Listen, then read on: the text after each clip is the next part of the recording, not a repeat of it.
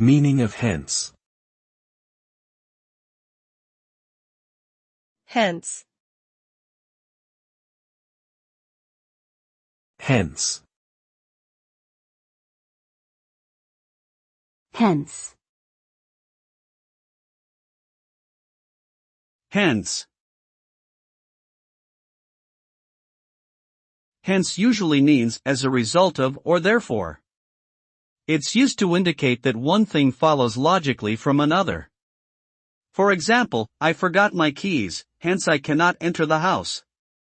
Using hence helps to make the connection between two ideas clear and emphasizes the cause and effect relationship between them. It's a useful word for writers who want to show the reader how different parts of their argument are connected. In summary, hence is a word that shows a cause and effect relationship between two ideas, and is often used to convey an obvious or logical conclusion.